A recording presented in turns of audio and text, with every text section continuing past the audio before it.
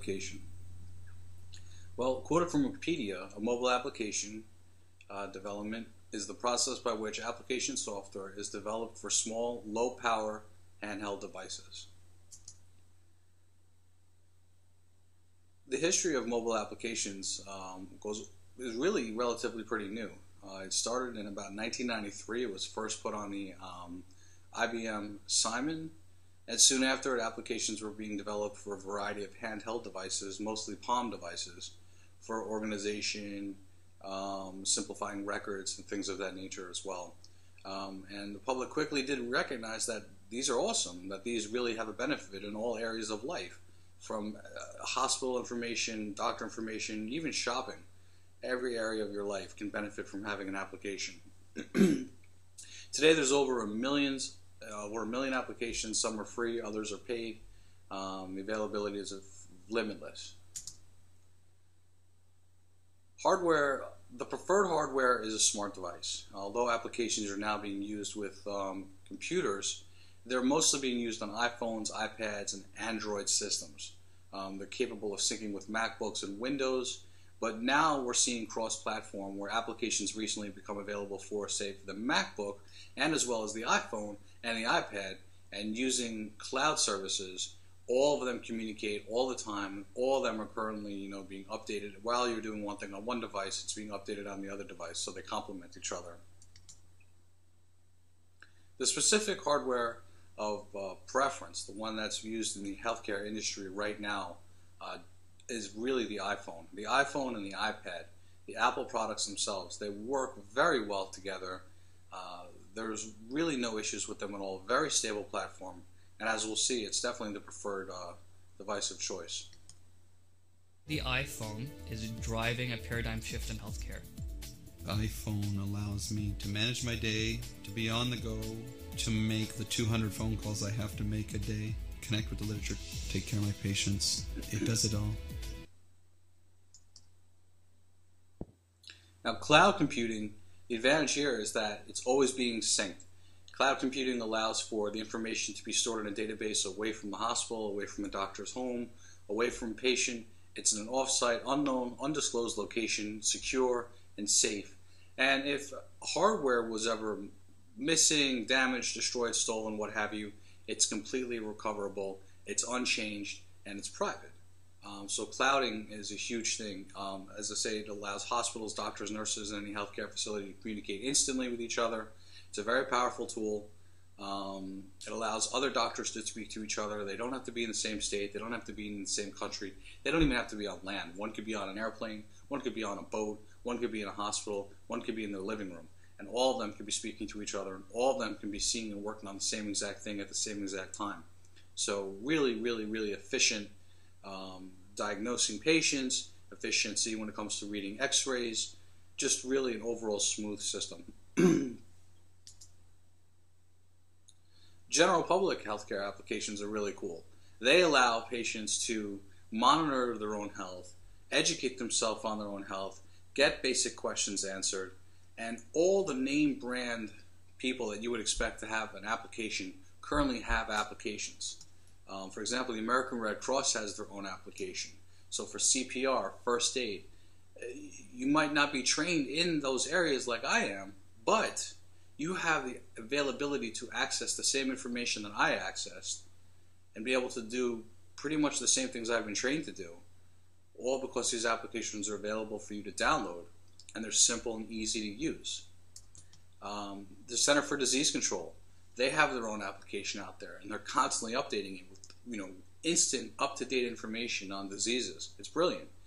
So doctors and patients and people traveling can see, what are they getting involved in? Is there a disease, epidemic occurring here? Is there, what is going on? And you can have that at your whim. The Journal of the American Medical Association, they publish their own application as well. So all these magazines that, older doctors have at home that are taking up storage and space, they're all shrunk now and available for them to download, on a train ride home, in between patients. Perhaps they might have a question that they need access, and that magazine being at home is a huge disadvantage. So now it's available to them whenever they want, as well as patients. And of course the dictionary. Sometimes you need to look up a word. It's just as simple as that. And having a dictionary application available whenever you want it is great. Patient applications is an area that I really am hot on. It allows, like I said, education, record keeping, and tracking. It has unlimited advantages. It improves self-help, it's better understanding of health issues, especially disease, and it allows faster access to medical records and the ability to adjust and customize personal electronic health records. So if you're traveling and you want to note that you're taking a specific medicine, you can add that in there. If you're traveling out of the country and you were prescribed something you're unfamiliar with, you need it for a few days, you're on it, you put it in the system, you come back, it's there for you. So no more paper trail, it's all there for patients to keep and record. For me personally, I have a younger brother who's 33 who's severely sick from diabetic complications. Now, he maybe would have had an advantage had he used an application like this, which is available on the iPad, which would have allowed him to track his breakfast, lunch, dinner, snacks, glucose level, what he's taking in, what he's taking out, what his weight is, what his blood pressure is, everything, so we can have a thorough understanding and interactive picture of every single step, every single day of what's going on. It can really improve, someone who's diabetic, especially when it comes to monitoring them. I've seen what it's like for someone to not monitor their diabetes, and my brother is the result of that. So this is something very beneficial for patients in the future. People who currently have diabetes should definitely be using an application like this to track absolutely everything they do, no questions asked.